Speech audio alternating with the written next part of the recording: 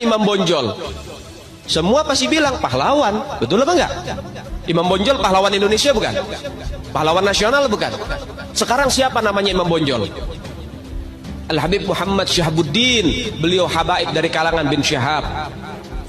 Imam Bonjol itu bin Syahab, masih daripada kakeknya Habib Rizik, saudara sekalian.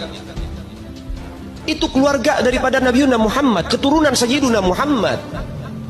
Banyak lagi dari kalangan para dzurriyyat Nabi Muhammad sallallahu alaihi wasallam yang jasanya besar di Indonesia, tapi kita nggak ada yang tahu. Kenapa? Karena itu kami nggak. Saudara yang dimuliakan oleh Allah.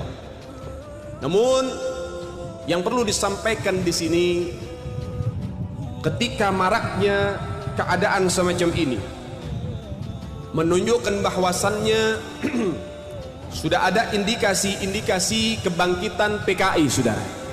Dan ini perlu dikasih tahu. Apa sih kaitan PKI dengan pondok pesantren? Banyak. Karena target utama PKI itu ya pondok-pondok, saudara. Target utama yang akan dibumi hanguskan oleh PKI ya guru-guru, para ulama-ulama. Dari zaman dulu mereka memusuhi daripada para ulama. Kenapa? Karena para ulama yang berani menyuarakan yang hak itu hak, yang batil itu batil, saudara. Sehingga nggak sedikit para ulama yang dibantai, pondok pesantren yang dibakar, dan juga santri-santri yang dibunuh dan digorok lehernya oleh PKI, saudara. Dan ini perlu kita pahami baik-baik. Dan PKI itu berusaha untuk memutuskan dan menjauhkan masyarakat dengan para ulama. Itu adalah indikasi-indikasinya. Memutus mata rantai ulama dengan majelisnya, ulama dengan musolahnya, ulama dengan masjidnya, santri dengan gurunya. Itulah indikasi-indikasi PKI. Memutus mata rantai daripada apa? Ahlul Bait dengan umatnya Nabi, sehingga dibikinlah propaganda di mana-mana. Sehingga apa? Miris kita punya hati. Hari demi hari di akhir zaman ini, innalillahi wa inna ilaihi raji'un. Sudah berapa banyak Ahlul Bait Nabi Muhammad yang dizalimi, saudara.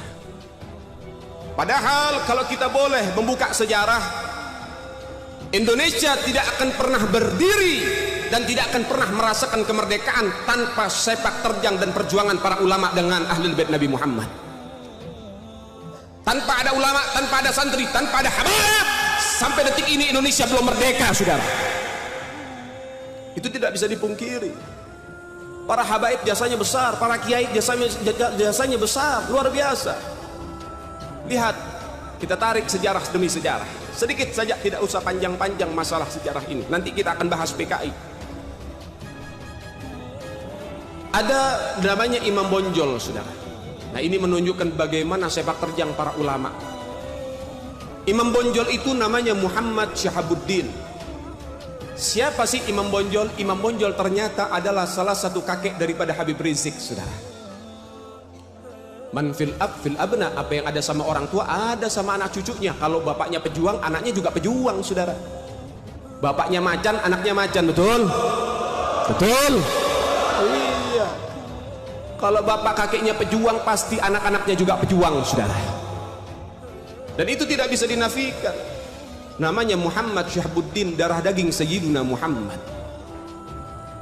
Yang kedua, di Ponorogo. Siapa di Ponorogo?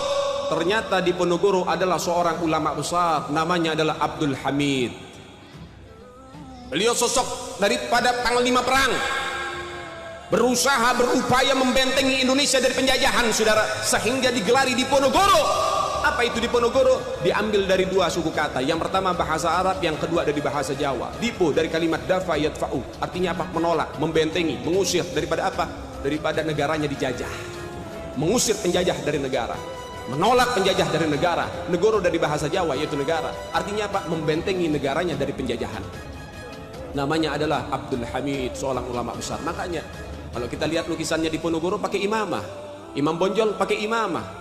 Ulama tidak bisa dipisahkan dari Indonesia. Pejuang-pejuang kita, masyarakat kita, mayoritas para pejuang adalah para ulama. Dan juga saudara, siapa lagi? Ada namanya Kapiten Patimura. Kapiten Patimura ini adalah sosok kiai besar dari Maluku. Nama aslinya adalah Kiai Haji Ahmad Lusi. Memiliki pondok pesantren besar di Maluku, Indonesia bagian timur.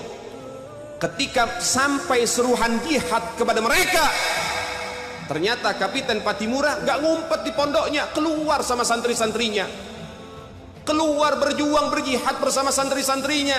Ini baru sosok santri, sosok kiai yang betul-betul cinta terhadap NKRI, saudara.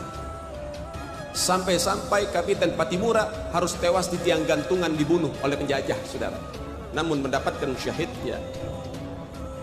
Namun ada beberapa orang licik dan picik dari petinggi-petinggi negeri mulai untuk apa? Menghapus sejarah dan menipu sejarah, penipuan sejarah.